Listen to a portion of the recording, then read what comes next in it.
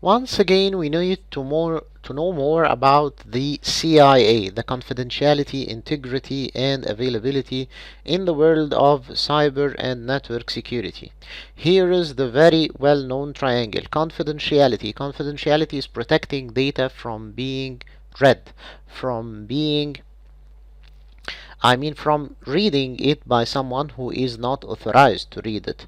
Integrity is protecting it from modification, from changing, from alerting, from, altering, from being changed by someone who is not authorized to do so. Availability is protecting information from being deleted, from being destroyed, and keeping it available for the legitimate and authorized access all the time.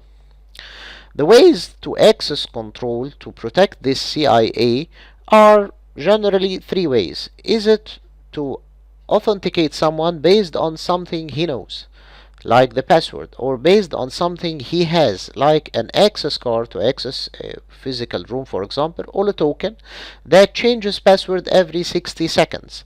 This changing password is on a screen on this token, and you are standing holding this token in front of the server and typing the password that are appearing on the token on the screen of the server, which means that the attacker to attack this server needs to have the token itself and stand in front of the server the same second he is typing the password appearing on the screen of the token.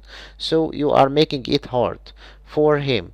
If this token is stolen by itself, it is not problem. He has to be in front of the server at the same second. Sometimes you gain or you give access control according to something he is. The one you are trying to authenticate is having, for example, such fingerprint, such voice print, or eye signature or retina signature. It is based on this that you are authenticating him and telling that he is the person allowed to access this system. Passwords, and there is a lot to be said about passwords. Passwords should be mandatory for all accounts. No accounts should be allowed to be with no passwords. Passwords need to change every 60 days. 60 days is a point of design. Sometimes you can be more restrictive and change it every 30 days. Sometimes you can be more flexible and change it every 90 days. Accounts must be locked after 3 failed attempts, and 3 here is a point of design also. It can locked out after 1 or 5. All passwords must contain alphanumeric and special characters to be a good password and strong password, and it should be of minimum length, let's say 6 characters. Sometimes people say that it should be of minimum length of 8 characters. This is also a point of design. You cannot allow the reuse of previous 3 passwords or 5 passwords. You should keep the password history to enforce the man changing this password to change it, really change it, and do not fool the system by typing the old password as a new one. Passwords should not contain birthdays, names, sport teams, or any related information to the password owner, his wife, his children names, his country, any name that can, or any name that is included in the dictionary, the English dictionary or the dictionary of his language. It should be a word that has no meaning in any dictionary. An example of a strong password is this password: WLSMTLS exclamation mark at hash dollar sign percentage 5T. So this is an example of a strong password mixing alphanumeric special characters, capital and small letters, and this could be an example of a good password that is hard for cracking. Not impossible for cracking, but just hard for cracking. Let's have a look at the biometric that can be used for access control.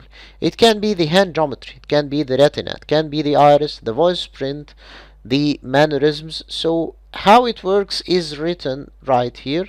The hand geometry measures the hand in 3 dimensions. The retina scans the blood vessels on the retina. But make sure that the retina is not affected by diabetes or pregnancy. It is affected in women by pregnancy and in old people by diabetes. The iris scans the iris patterns. It's more safe and it has no comments so far.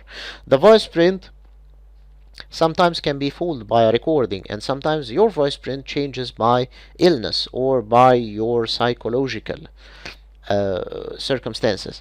Samples a user repeating a phrase and compares it to an earlier recording. This is how the voice print works. Mannerisms is something like the handwriting or the keystrokes. It compares your handwriting, stride, etc. to samples on the file. It can change due to stress or injury or limp or tendonitis can cause false rejects. So there is no solution that is 100% safe, 100% working, 100% accurate. There is no such method. Biometrics, even biometrics can act and can have problems and can act in a wrong way. Thank you.